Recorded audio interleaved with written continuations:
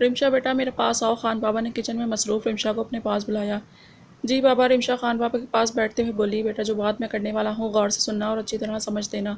ہوگا وہی جو تمہاری مرضی ہوگی۔ جی بابا میں سن رہی ہوں۔ تمہیں ہادی سے نکاح نہیں کرنا؟ خان بابا نے رمشا کو دیکھتے ہوئے پوچھا۔ نہیں بابا، کسی ضرورت نہیں، ایک ایسا آدمی جو بچوں تک کو نہیں چھوڑتا، آپ کیسے اپنی بیٹی اس کے حوالے کر سکتے ہیں؟ یہ کہتے ہوئے رمشا کے آگے بھیگ گئی۔ میرا بیٹا، آپ کو کیا لگتا ہے آپ کا بابا ایسا ہونے دیں گے بھلا؟ خان بابا نے الٹا رمشا سے سوال پوچھا۔ بابا مجھے آپ پر بھروسہ ہے، آپ ایسا نہیں کر سکتے، خان بابا کے گلے لگتی رمشا نے کہا۔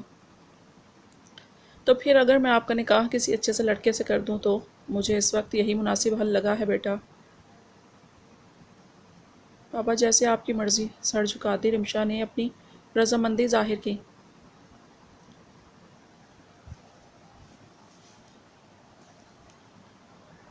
دوراب نے ساری بات داد کو بتائی اور خان بابا سے بھی ملوا دیا۔ کافی بحث کرنے کے بعد فیصلہ یہ ہوا کہ رمشا کا نکاح کر دیا جائے۔ داد کا دوست شاہ، جسے دوراب بھی جانتا تھا، اس سے رمشا کا نکاح طے پایا تھا۔ خان بابا کو دوراب پر پورا بھروسہ تھا۔ اس سارے عرصے میں دوراب نے بیٹا بن کر دکھایا تھا اور نکاح آج شام کو ہی ہونا تھا۔ خان بابا چاہتے تھے جتنی جلدی ہو یہ سب کام نمٹ جائیں، ورنہ ڈیول کچھ بھی کر سکتا تھا۔ شاہ کے آگے پیچھے کوئی نہ تھا۔ اس کے والدین ایک ایکسیڈنٹ میں جان کی بازی ہار گئے تھے۔ ایک بہن تھی جو شادی شدہ تھی۔ دوراب نے جب داد کو ساری صورتحال سے آگاہ کیا تو داد نے سب کچھ بیسٹ کو بتایا۔ بیسٹ خان بابا پر نظر رکھے ہوئے تھا، اسے سب کچھ پہلے ہی معلوم تھا اور رمشا کو چھڑانے کے لیے بھی اپنے بندے بھیجے تھے، مگر رمشا پہلے ہی وہاں سے بھاگ گئی۔ یعنی کسی نے مدد کی تھی، مگر کس نے؟ بیسٹ کا خان بابا پر نظر رکھنے کے پیچھے ایک بہت بڑی وجہ تھی اور وہ وجہ وقت آنے پر بیسٹ کے کام آنی تھی۔ رمشا کے نکاح کے لیے بیسٹ نے پہلے داد کو کہا، مگر اس نے صاف انکار کر دیا، جبکہ شاہ کو شادی کا بہت شوق تھا۔ فوراً مان گیا، اگلے رہ کر تنگ آ گیا تھا، وہ چاہتا تھا اس کی بھی فیملی ہو۔ یہ سب در پردہ بیسٹ کی مرضی سے ہو رہا تھا اور بیسٹ جانتا تھا بلیک ڈیول کی کوئی نہ کوئی کمزوری ضرور ہوگی اور وہ کمزوری رمشا تھی۔ بلیک ڈیول بیسٹ کا اگلا شکار تھا۔ بیسٹ سامنے نہیں آیا تھا، مگر خان بابا کی ایک بڑی پریشانی حل کر چکا تھا۔ کچھ دیر پہلے رمشا حمید سے رمشا ولی شاہ بن چکی تھی۔ اس سارے عرصے میں اسے مصطفیٰ کی بہت یاد آ رہی تھی، مگر اس کے ٹیسٹ چل رہے تھے اور خان بابا نے اسے میسج کر کے بتا دیا تھا کہ رمشا خیر خیریت سے واپس آ گئی ہے، وہ پریشان نہ ہو۔ رمشا مصطفیٰ کے بارے میں سوچ رہی تھی کہ پیچھے سے گلے میں کسی نے ہاتھ ڈالے۔ رمشا ایک دم مڑی تو مصطفیٰ چہرے پر مسکراہٹ لیے اسے دیکھ رہی تھی۔ تم یہاں کیسے؟ رمشا نے اسے گلے لگاتے پوچھا۔ میری بیٹی کے اتنے اہم دن پر اس کی بہن موجود نہ ہو، یہ تو ناانصافی ہوگی۔ جواب خان بابا کی جانب سے آیا تھا۔ رمشا سمجھ گئی بابا نے ہی مصطفیٰ کو بلایا ہے۔ میرے پیارے بابا، خان بابا نے دونوں کو گلے لگایا، میں اماں سے مل کر آتی ہوں، مصطفیٰ اشارے سے کہتی کمرے سے باہر نکلی۔ اماں بھی بہت خوش تھیں، مگر پوری طرح سے صحتیاب نہ تھیں اور اتنی جلدی نکاح کے بارے میں حمید صاحب سے پوچھا تو انہوں نے یہ کہہ کر مطمئن کیا کہ ان سب ان کی خاطر ہو رہا ہے تاکہ وہ جلد صحتیاب ہو جائیں۔ سیڑھیوں سے اترتی مصطفیٰ کو سامنے سے آتا وجود دکھائی نہ دیا۔ جلدی اماں کے پاس جانا چاہتی تھی کہ ایک زوردار ٹکر سے اس کا پاؤں مڑا۔ پاؤں مڑنے کی وجہ سے وہ گرنے والی تھی کہ کسی نے تھاما۔ مصطفیٰ اس وقت پوری طرح سے دوراب کے رحم و کرم پر تھی۔ دوراب اس کا وجود چھوڑتا تو وہ نیچے گر جاتی۔ دوراب پہلی بار خان بابا کے گھر آیا تھا۔ ملازم سے پوچھ کر خان بابا کو رخصتی کے بارے میں بات کرنے کے اوپر کی طرف سیڑھیاں چڑھنے لگا کہ اچانک کے وجود بھاگتا ہوا اسے ٹکرایا۔ مصطفیٰ دوراب کی باہوں میں، چہرے پر بکھرے بال تھے کہ دوراب نے ایک ہاتھ سے بال ہٹائے اور مصطفیٰ کو سیدھا کھڑا کیا۔ اف، کیا ہو گیا مجھ سے؟ وہ سچ میں شرمندہ تھی اور دوراب کی طرف دیکھ کر اشارے سے معذرت کرنے لگی۔ کیا کہا؟ مجھے سمجھ نہیں آئی۔ دوراب اس کی حرکت پر پہلے تو حیران ہوا، اس سمجھ میں نہیں آئی کہ لڑکی کیا چاہتی ہے اور منہ سے کچھ کیوں نہیں بول رہی۔ اس لڑکی کی بڑی بڑی شہد رنگ آنکھوں میں اپنے لیے حیرانی وہ دیکھ چکا تھا۔ وہ مجھے خان صاحب کے پاس جانا ہے، دوراب نے سیدھی بات کہی۔ اس بات کے جواب میں بھی وہ اشارہ کرنے لگی۔ دوراب اچھا خاصا جھنجھلا گیا، عجیب لڑکی ہے، جو بھی بات کہوں اشارے کر رہی ہے، منہ سے کچھ نہیں پھوٹ رہی۔ مصطفیٰ اپنی جگہ خفت کا شکار تھی۔ اتنے میں خان بابا آتے دکھائی دیے تو مصطفیٰ نے شکر ادا کیا اور جلدی سے وہاں سے غائب ہوئی۔ ارے اور دوراب، یہ میری چھوٹی بیٹی مصطفیٰ تھی۔ اصل میں یہ سن تو سکتی ہے مگر بول نہیں سکتی۔ خان بابا مصطفیٰ کو جاتے دیکھ چکے تو تبھی تعارف کروایا۔ جی جواب میں دوراب صرف اتنا ہی کہہ سکا۔ اسے اب مصطفیٰ کے اشاروں میں سمجھ آئی۔ حیرانگی کی جگہ دل میں دکھ تھا۔ اتنی سویٹ سامنے سے بڑی آنکھوں والی لڑکی بول نہیں سکتی تھی۔ خان بابا رخصتی کے لیے راضی تھے۔ ڈیروں دعائیں دے کر رمشا کو رخصت کیا۔ خان بابا سے مل کر رمشا مصطفیٰ کے گلے لگی۔ شاہ اور رمشا کو گاڑی میں بٹھا کر دوراب اور داد دوسری گاڑی میں بیٹھے تھے۔ دوراب اور داد ایک ساتھ رہتے تھے جبکہ شاہ ہاسٹل میں رہتا تھا۔ اب جبکہ ہاسٹل میں رمشا کو نہیں رکھ سکتا تھا، داد اور دوراب کے زور پر ان کے ساتھ رہنے پر آمادہ ہو گیا تھا۔ نکاح سے پہلے دراب نے شاہ کو اچھی طرح سمجھایا تھا کہ رمشا اس کی بہن ہے، اسے کوئی بھی دکھ پہنچانے پر اسے معاف نہیں کرے گا۔ دراب کا یہ پیلس بہت ہی شاندار تھا۔ تمام ملازمین نے پھول نچھاور کر ان کا استقبال کیا۔ دراب کی فیملی میں اس کے والد اور ایک بھائی تھا جو دبئی میں رہتے تھے۔ دراب کی پیدائش پر اس کی ماں جانبر نہ ہو سکی اور اللہ کو پیاری ہو گئی۔ دراب کو پاکستان میں رہنا اچھا لگتا تھا کیونکہ یہاں اس کی ماں دفن تھی، اور باپ کے ساتھ جانے سے انکار کر دیا اور یہیں اپنا بزنس سٹارٹ کرنے کا سوچا، اور انتھک محنت کے بعد آج پاکستان کے بڑے بزنس مین میں اس کا نام سر فہرست تھا۔ دراب کے باپ نے دوسری شادی کر لی تھی اور اپنی بیوی کے ساتھ اور بڑے بیٹے کے ساتھ دبئی میں رہتا تھا۔ اتنے سالوں میں ایک بار بھی پاکستان نہیں آیا تھا۔ اس پیلس میں کوئی فیمیل ملازمہ نہ تھی، مگر اب رمشا کی خاطر 2 فیمیل ملازمہ بھی رکھ چکا تھا تاکہ اس کی بہن کو کوئی پریشانی نہ ہو۔ داد اور دراب نے مل کر شاہ کا کمرہ بہت اچھے سے سجایا تھا۔ ملازمہ سے کہہ کر رمشا کو کمرے میں بھجوایا اور خود بھی رمشا کے پاس آیا۔ بہنا، مجھے اپنا بڑا بھائی ہی سمجھنا اور پریشان ہونے یا کسی سے ڈرنے کی ضرورت نہیں۔ کوئی بھی مسئلہ ہو آپ بلا جھجک مجھے بتا سکتی ہو۔ رمشا کے سر پر ہاتھ رکھتے دراب نے کہا۔ دراب کے جانے پر رمشا پر گھبراہٹ طاری ہو گئی۔ پتہ نہیں کیسا ہوگا، کیا کہے گا اور میں کیا کہوں گی۔ شاہ کے بارے میں سوچ رہی تھی کہ دروازہ کھلا اور شاہ آہستہ آہستہ قدم اٹھاتے بیڈ کی جانب بڑھا اور رمشا کے سامنے بیڈ پر بیٹھا، پھر سلام کیا۔ دھڑکتے دل کے ساتھ رمشا نے آہستہ آواز میں جواب دیا۔ شاہ نے ہاتھ بڑھا کر رمشا کا گھونگھٹ اٹھایا تو دیکھتا ہی رہ گیا۔ بنا پلکیں جھپکائے اسے دیکھے گیا۔ شاہ کو اب سمجھ آ رہی تھی ڈیول کیوں رمشا کے پیچھے پڑا تھا۔ اتنا حسن شاید ہی کبھی اس نے دیکھا ہو۔ ہوش میں واپس آتے شاہ نے بات کا آغاز کیا۔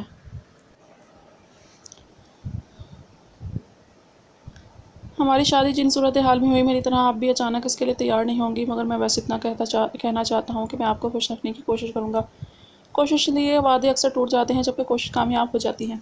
کہتے ہی شاہ نے رمشا کے ماتھے پر اپنے ہونٹ رکھے اور مزید خود سے قریب کیا۔ رمشا نے دھڑکتے دل کے ساتھ خود کو شاہ کے سپرد کیا۔ بیسٹ ایک ساتھ 2-3 آدمیوں کو ڈھیر کرتا جا رہا تھا، مگر یہ آدمی ختم ہونے کا نام ہی نہیں لے رہے تھے۔ اپنے گھر سے نکل کر مارکیٹ تک جا رہا تھا۔ رات کے اس پہر یہ گلی بالکل سنسان تھی۔ اپنی دھن میں چلتے بیسٹ کے سر پر وار کیا گیا۔ وار اتنا شدید تھا بیسٹ فوراً الرٹ ہوا۔ پیچھے سے وار کرتے ہوئے سامنے سے وار کرنے کی ہمت نہیں بزدل کہتے بیسٹ حملہ پر ٹوٹ پڑا۔ بیسٹ کے موقع کی مار تھے، ڈھیر ہوتے جا رہے تھے۔ کس کے آدمی ہو، کچھ سکھایا بھی ہے تم لوگوں کو؟ تمہارے باس نے ان سارے آدمیوں کو ڈھیر کیا ہی تھا کہ سامنے سے 15-20 آدمی مزید ہے۔ اب تو اور مزہ آنے والا ہے۔ کم ہیئر ہاتھ کا اشارہ کرتے ان کو پاس بلایا۔ وہ آگے بڑھے تھے کہ ایک وجود چھلانگ لگاتا ان کے اور بیسٹ کے درمیان آیا تھا۔ آنے والی ہستی کو دیکھ کر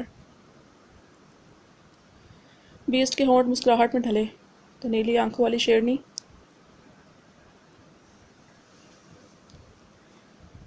بلیک بیوٹی ان آدمیوں پر چڑھ دوڑی تھی۔ اپنے پسندیدہ ہتھیار ایک نوکیلے تیز دھار خنجر سے دوسرے تمام کا کام تمام کرتی جا رہی تھی۔ بیسٹ کے لیے باقی کہ ان آدمیوں کو پچھاڑنا مشکل نہ تھا، مگر بلیک بیوٹی بیچ میں کود پڑی تھی اور اب بیسٹ ایک طرف بیٹھا ساری کارروائی دیکھ رہا تھا۔ ان سب کو ان کے انجام تک پہنچاتی بیوٹی کا رخ اب بیسٹ کی طرف تھا۔ مسٹر بیسٹ، پھولی سانس کے ساتھ میرے شکار کے بیچ میں مت آنا، یہ تمہیں پہلی اور آخری بار سمجھا رہی ہوں۔ دانت پیستی بلیک بیوٹی نے بیسٹ کی آنکھوں میں آنکھیں ڈال کر کہا۔ تم اس شیرنی، یہی بات میں تم سے کہوں تو؟ بیسٹ نے کھڑے ہوتے ہوئے کہا اور آہستہ آہستہ بلیک بیوٹی کی جانب بڑھا۔ کیا میں کب آئی تمہارے راستے میں؟ بیوٹی نے ابرو جھکا کر کہا۔ یہ ابھی کیا کیا تم نے؟ یہ میرا کام تھا، تم کود پر بیچ میں پڑی، اور اس کے علاوہ بھی تم نے میرے کام میں دخل اندازی کی ہے۔ اس بار بیسٹ کا لہجہ سخت تھا۔ یہ بھول ہے تمہاری بیسٹ، میں نے تمہیں نہیں دیکھا تھا، اور یہ آدمی جانتے ہو کس کے ہیں؟ بلیک ڈیول کے۔ اور بلیک ڈیول اور وہ ڈان جو ابھی آیا بھی نہیں پاکستان، یہ میرے شکار ہیں، آئی سمجھ؟ تم ان سے دور رہو، میں تمہیں آخری بار وارن کر رہی ہوں، اس کے نتائج نہیں ہوں گے۔ یہ دھمکی تم جانتی ہو کسے دے رہی ہو؟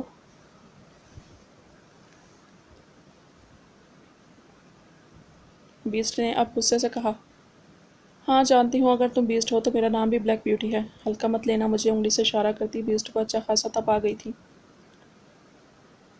اب تو تم بھی میرے دشمنوں میں شمار ہو، مجھ سے بات مت بھولنا۔ بیسٹ اپنے دشمن کو مار کر ہی دم لیتا ہے، لیکن ابھی تمہارا وقت نہیں آیا، پہلے ہی بہت کام ہے، آخر میں تمہاری باری ہے، اور ڈان اور ڈیول میرے شکار ہیں، تم بیچ میں آئی تو یاد رکھنا۔ بیسٹ نے بھی بیوٹی کو وارن کیا۔ اور اس نقاب کے پیچھے تمہارا چہرہ ایک دن ضرور میں بے نقاب کروں گا۔ بیسٹ جو کہتا ہے وہ کر کے دکھاتا ہے۔ بیسٹ کی دھمکی سے بلیک بیوٹی کو کوئی فرق نہیں پڑا تھا۔ دیکھ لیں گے مسٹر بیسٹ، آنکھوں سے وارن کرتی بلیک بیوٹی جیسے آئی تھی ویسے ہی چلی گئی۔ بیسٹ واپس گھر کی طرف مڑا۔ داد، بلیک بیوٹی کی ساری انفارمیشن مجھے آج ہی چاہیے۔ بیسٹ نے گھر پہنچ کر داد کو کال ملائی۔ داد جو نیند کے مزے لوٹ رہا تھا، بیسٹ کی کال پر اچھا خاصا بدمزہ ہوا۔ ایک تو اس ہلاکو خان کو سکون نہیں ہے، یہ بھی بھلا کوئی وقت ہے موہبوں میں بڑبڑاتا دین کی وادیوں میں جانے لگا۔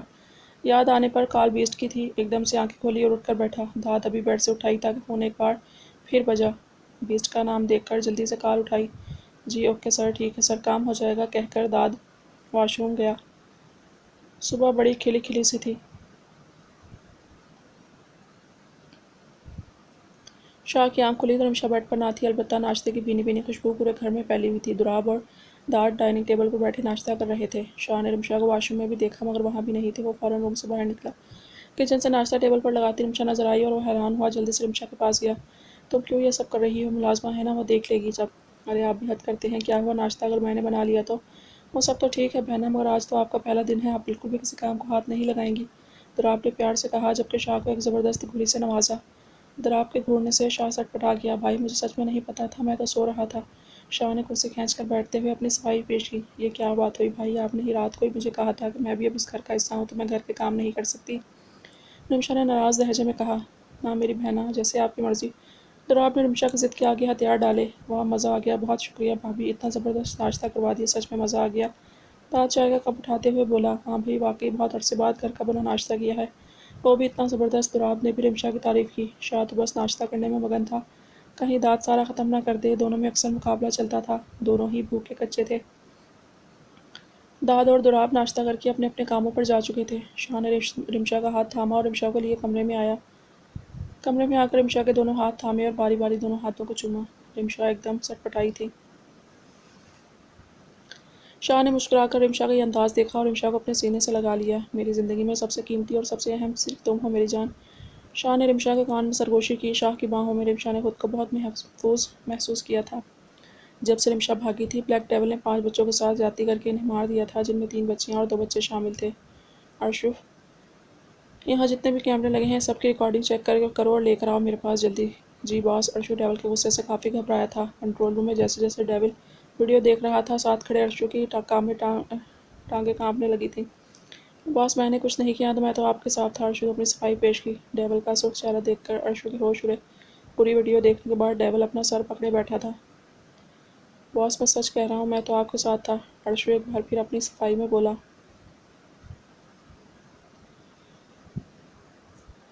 چپ، ڈیول گھررایا تھا۔ ڈیول اپنے دماغ کے گوڑے دوڑانے لگا۔ ویڈیو میں جو بھی لڑکا تھا، اس نے ارشو کا روپ دھار کر رمشا کو وہاں سے بھگانے میں مدد کی تھی۔ ویڈیو والا لڑکا ارشو نہیں تھا، یہ ڈیول اچھی طرح جانتا تھا۔ ارشو اس وقت ڈیول کے ساتھ ڈان کے آدمیوں سے ملاقات کرنے گیا تھا، جبکہ رمشا کی جس نے ارشو نے بن کر مدد کی تھی وہ کافی صحت مند تھا۔ بھاگنے کی خوشی میں رمشا نے یہ سب نوٹ ہی نہیں کیا ہوگا کہ اصل ارشو کو کافی دبلا تھا۔ تو بیسٹ زندہ ہے۔ وہ دھماکے میں ہونے والی ویڈیو دکھاؤ مجھے۔ ارشو نے جلدی سے اپنا موبائل نکال کر ویڈیو ڈیول کو دکھائی۔ سر آپ کو کیسے یقین ہے وہ زندہ ہے؟ ڈیول کی ویڈیو دیکھنے کے بعد ارشو نے سوال کیا۔ تو تم کیسے کہہ سکتے ہو کہ جو ویڈیو میں لڑکا لڑکی ہے یہ بیسٹ ہوگا؟ ڈیول کے سوال پر ارشو خاموش ہو گیا۔ میرا ایک ہی دشمن ہے اور وہ ہے بیسٹ، تو یہ جو بھی تھا بیسٹ خود کا یا اس کا آدمی؟ خیر دیکھ لوں گا میں بھی ان کو۔ رمشا کی پل پل کی خبر دو مجھے۔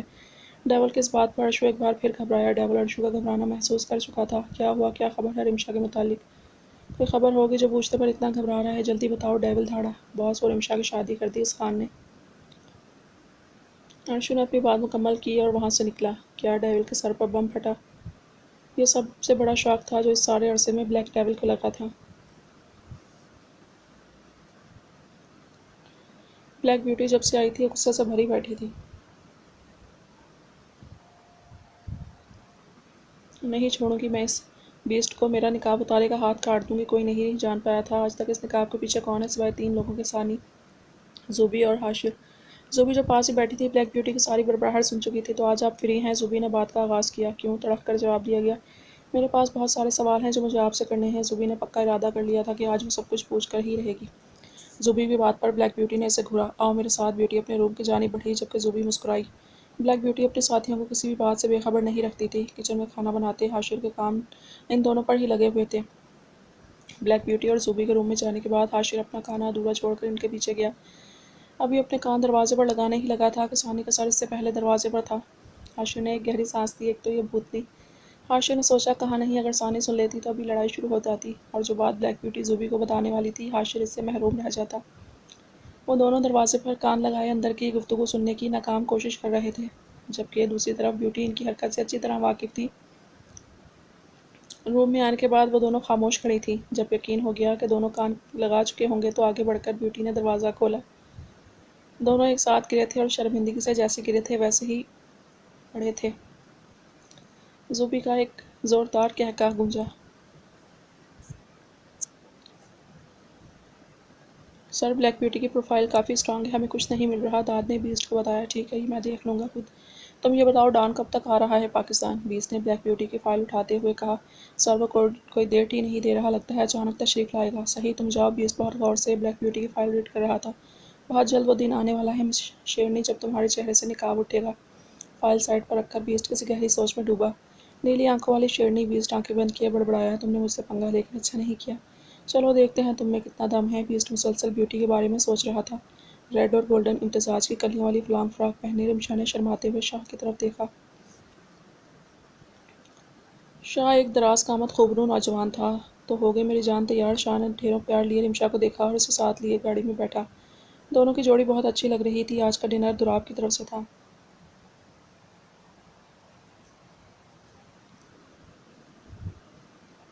سارے انتظامات ایک بہت بڑے ہوٹل میں کیے گئے تھے۔ داد اور دوراب پہلے ہی پہنچ چکے تھے، اب ان دونوں کا انتظار تھا۔ ابھی تھوڑی دور گئے ہی تھے کہ شاہ کو محسوس ہوا کوئی ان کا پیچھا کر رہا ہے۔ رمشا کو باتوں میں لگائے رکھا اور گاڑی کی سپیڈ تیز کی۔ شاہ جلد سے جلد ہوٹل پہنچنا چاہتا تھا، رمشا ساتھ ہی کچھ بھی ہو سکتا تھا۔ شاہ نے داد کو میسج کر دیا تھا کہ وہ بس تھوڑی دیر میں ہیں، پہنچنے والے ہیں۔ ہوٹل پہنچ کر دوراب اور داد نے اچھے سے ان کا ویلکم کیا۔ شاہ کے پریشان چہرے کو دیکھ کر دوراب سمجھ چکا تھا کہ کوئی گڑبڑ ضرور ہے، مگر پوچھنا مناسب سا سمجھا کیونکہ رمشا پریشان ہو جاتی۔ زبردست سا ڈنر انجوائے کرنے کے بعد وہ واپسی کے لیے روانہ ہوئے۔ واپسی پر بھی وہ گاڑی مسلسل ان کا پیچھا کر رہی تھی۔ گھر پہنچ کر شاہ نے رمشا کو کمرے میں جانے کا کہا اور رمشا دوراب کو ڈنر کے لیے شکریہ ادا کرتی کمرے کی طرف گئی۔ ہاں تو اب بتاؤ کیا مسئلہ ہے؟ رمشا کے جاتے ہی دوراب نے شاہ سے پوچھا۔ داد بھی سے ہی دیکھ رہا تھا۔ نہیں کچھ نہیں، بس تھک گیا ہوں، سونا چاہتا ہوں، شاہ کہتے ہی جلدی سے کمرے میں جانے لگا۔ اوکے، جیسے تمہاری مرضی۔ دوراب اٹھ کر اپنے روم کی جانب بڑھا۔ اوئے سن، داد نے شاہ کو آواز دی۔ ہاں بول۔ شاہ رکا۔ مانا کہ تیری شادی ہوئی ہے مگر انسان اپنا موبائل بھی چیک کر لیتا ہے، سست انسان۔ داد کے گھورنے پر شاہ نے جلدی سے موبائل آن کیا تو بیسٹ کے میسج آئے ہوئے تھے۔ فوری طور پر بیسٹ نے ان کو اپنے پاس بلایا تھا۔ اس وقت خیر تو ہے؟ میسج پڑھ کر شاہ نے داد سے پوچھا۔ داد نے کندھے اچکائے۔ جانا پڑے گا تب ہی پتہ چلے گا۔ اوکے چل، میں رمشا کو کام کا کہہ کر آتا ہوں۔ وہ دونوں سر جھکائے کھڑے تھے۔ بیسٹ مسلسل شاہ کو گھور رہا تھا۔ لگتا ہے آج کچا چبا جائے گا، شاہ نے سوچا۔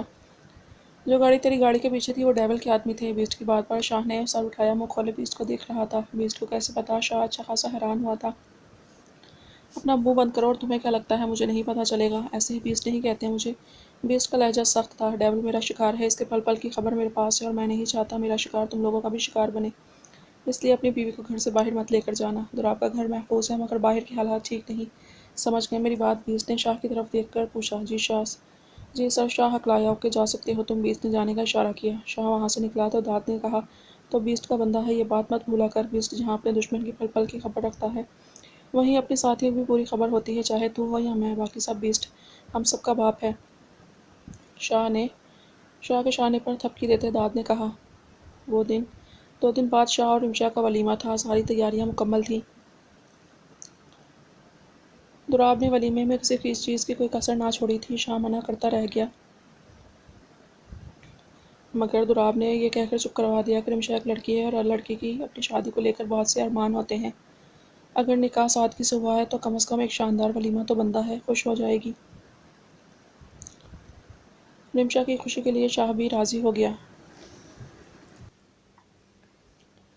مسئلہ اسے ولیمے سے نہیں تھا بلکہ اس پر آنے والے خرچے پر تھا جو کہ شاہ خود بھی افورڈ کر سکتا تھا، مگر دوراب تھا بس اپنی کیے جا رہا تھا۔ داد تمہارے اس دوست کو بس حکم چلانا پسند ہے، شاہ نے تپ کر داد سے کہا۔ یار کر لینے دے، اسے بھی اپنی مرضی، اگر رمشا کو بہن بنا کر لایا ہے تو تمہیں بھی بھائی بنایا ہے اور اسی لیے اپنے بھائی کا خرچہ خود اٹھانا چاہتا ہے تو کیوں فکر کرتا ہے؟ مل جل کر رہنے میں ہی تو مزہ ہے، داد نے شاہ کو اچھی طرح سے سمجھایا۔ بڑے بڑے بزنس مین آج دوراب کی دعوت پر اس کے بھائی کے ولیمے پر شرکت کرنے آ رہے تھے۔ ولیمہ اس کے پہلے اس کے پچھلے لان میں ہی ارینج کیا گیا تھا۔ بہت خوبصورتی سے سارے انتظامات کیے گئے تھے۔ سلور اور لائٹ پنک کنٹراسٹ کی گھیردار فراک، ہم رنگ دوپٹہ سیٹ کیے، مہارت سے کیے گئے میک اپ میں رمشا انتہائی خوبصورت لگ رہی تھی۔ شاہ کی محبت نے اسے اور نکھار دیا تھا۔ نکاح کے 2 بول کتنے سچے اور پاکیزہ ہوتے ہیں کہ دونوں فریقین کے دل میں محبت کا بیج بو دیتے ہیں۔ گرے کلر کا 3 پیس سوٹ پہنے شاہ اس محفل کی جان بنا ہوا تھا۔ دونوں کی جوڑی بہت حسین لگ رہی تھی۔ اسٹیج پر شاہ کے برابر میں بیٹھی رمشا کب سے خان بابا، اماں اور مصطفیٰ کا انتظار کر رہی تھی۔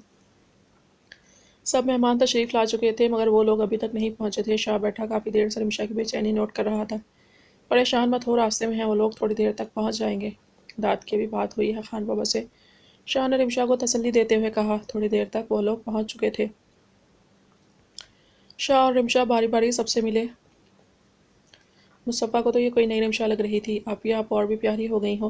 مصطفیٰ کے اشارے پر رمشا شرمائی۔ شاہ نے مصطفیٰ کے سر پر ہاتھ رکھتے بھائی والا مان بخشا۔ خان بابا رمشا کو خوش دیکھ کر پرسکون ہو گئے تھے۔ یعنی میرا فیصلہ درست تھا، خان بابا نے مسکرا کر سوچا۔ مردانہ وجاہت لی ایک شاہ نے بے نیازی سے چلتا ہوا دراب خان بابا سے گلے ملا، جھک کر اماں سے پیار لیا۔ اماں کو اس کا انداز بہت پسند آیا۔ کتنی ہی لڑکیاں آنکھوں میں ستائش لیے اسے دیکھ رہی تھیں۔ ایک مشہور بزنس مین حامد ابراہیم دراب سے اپنی دوستی کو رشتہ داری میں بدلنا چاہتا تھا، اسی لیے آج اپنی بیٹی کو بھی اپنے ساتھ لایا تھا تاکہ ان دونوں کی ملاقات ہو جائے اور دونوں ایک دوسرے کو پسند کر لیں۔ خان بابا سے ملنے کے بعد دراب حامد ابراہیم سے ملا۔ ینگ مین، یہ ہے میری بیٹی سارہ، اور سارہ یہ ہے میرا دوست دراب بابر۔ ہیلو، سارہ نے مسکرا کر دراب سے کہا۔ جواب میں دراب بھی مسکرا دیا۔ بہت اچھا لگا آپ سے مل کر، دراب نے سارہ کو دیکھتے ہوئے کہا، اور اب دونوں ایک طرف باتوں میں ایسے مگن تھے جیسے بہت عرصے سے ایک دوسرے کو جانتے ہوں۔ حامد ابراہیم کو اپنا مقصد پورا ہوتا دکھائی دیا۔ کل ڈان پاکستان آ رہا ہے، حاشیے نے بلیک بیوٹی کو اطلاع دی۔ صحیح، ایک بات کی خبر چاہیے مجھے، اور ہاں، بیسٹ کے بندے بھی تمہارے اس آدمیوں کی طرح گھسے ہوں گے، ہوشیار رہنا۔ بیوٹی نے حاشیے کو خبر کا دار کیا۔ جی میم، ٹھیک ہے۔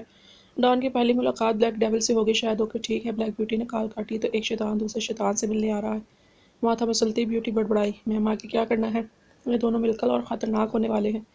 زوبی نے بلیک بیوٹی سے سوال کیا۔ بلیک ڈیول اور ڈان دونوں مجھے چاہیے، اور ڈان تو کسی اور کے ہاتھ نہیں لگنا چاہیے۔ پہلے تو صرف ہم ان کی تلاش میں تھے مگر بیسٹ بیچ میں آ گیا ہے، تو اب اپنا پلان چینج کرنا ہوگا، جس کے لیے مزید معلومات کی ضرورت ہوگی۔ یہ کام بہت ہوشیاری سے کرنا ہوگا۔ جی میم، سمجھ گئی۔ زوبی نے سر ہلایا۔ دراب بات تو سارا سے کر رہا تھا مگر نظر بار بار مصطفیٰ کی جانب اٹھ رہی تھی۔ گھٹنوں تک آتا پرپل کلر کا اسٹائلش سا کرتا اور چوڑی دار پاجامہ پہنے، کندھوں پر بڑا سا دوپٹہ پھیلائے، بالوں کا نفاست سے بنایا گیا جوڑا اور چہرے کے گرد جھولتی لٹیں اس کے سانولے رنگ کو مزید نکھار بخش رہی تھی۔ بڑی بڑی شہد رنگ آنکھیں کسی کو بھی اپنا دیوانہ بنانے کا ہنر رکھتی تھی۔ اپنے چہرے پر کسی کی نظروں کی تپش محسوس کی تو رمشا سے بات کرتی رکی اور ارد گرد دیکھا مگر کوئی اس کی جانب متوجہ نہیں تھا۔ سب اپنی اپنی خوش گپیوں میں مگن تھے۔ حد کرتا ہے یہ بیسٹ، خود تو آیا نہیں ہے، مجھے ہی میرا ولیمہ اٹینڈ کرنے نہیں دے رہا۔ شاہ بیسٹ کے ایک بار پھر بلانے سے اچھا خاصا جھنجھلا گیا۔ اب میں رمشا کو کیا بتاؤں گا، یہ کوئی وقت ہے، اچھی طرح پتا ہے اسے آج مجھے دلہا بننے چوتھا روز ہے اور میرا ولیمہ ہے، مگر نہ کوئی ایکسکیوز نہیں چل سکتا۔ شاہ کے پاس کھڑے دانت پر برس پڑا۔ اب بیسٹ نے بلایا ہے، جانا تو پڑے گا نا، کوئی مسئلہ ہوگا تبھی بلایا، ورنہ اسے کیا پڑی ہے۔ دانت نے بیسٹ کی طرفداری کی۔ رمشا، اب دراب بھائی کو کیا کہوں گا، اتنی خوشی سے سارے انتظامات کیے تھے انہوں نے۔ شاہ کافی پریشان دکھائی دیا۔ دور کھڑا دراب ان کو بحث کرتے دیکھ چکا تھا۔ کیا ہوا، دراب نے پاس آ کر پوچھا۔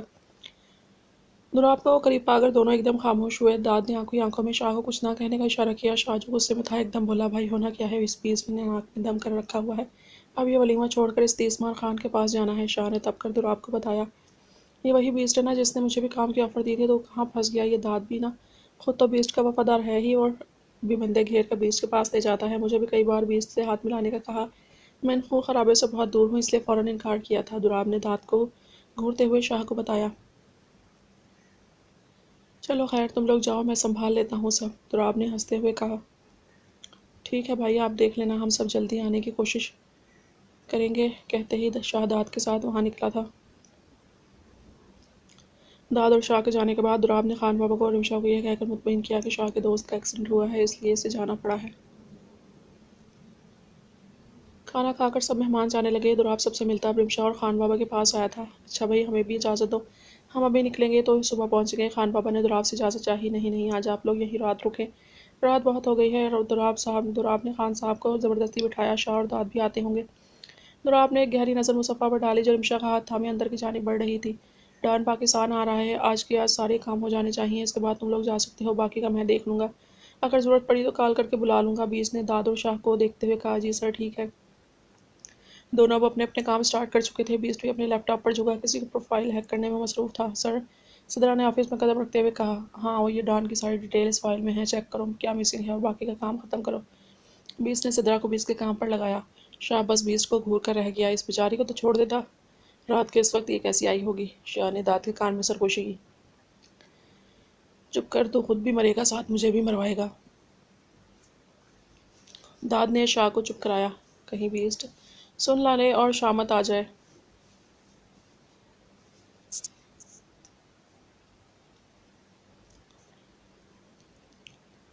ڈان کا سب سے زیادہ انتظار بلیک ڈیول کو ہی تھا۔ بیسٹ سے جان چھڑانے کے لیے اسے ڈان کی ضرورت تھی، کیونکہ بیسٹ اب تک ڈیول کا بہت نقصان کر چکا تھا، مگر کوئی نہیں جان پایا کہ بیسٹ کون ہے۔ بیسٹ کو ختم کرنا اس کے اکیلے کے ڈیول کے بس میں نہیں تھا، مگر ڈیول اتنی جلدی ہار ماننے والوں میں سے نہیں تھا۔ اب تک خاموش تھا تو صرف ڈان کی وجہ سے۔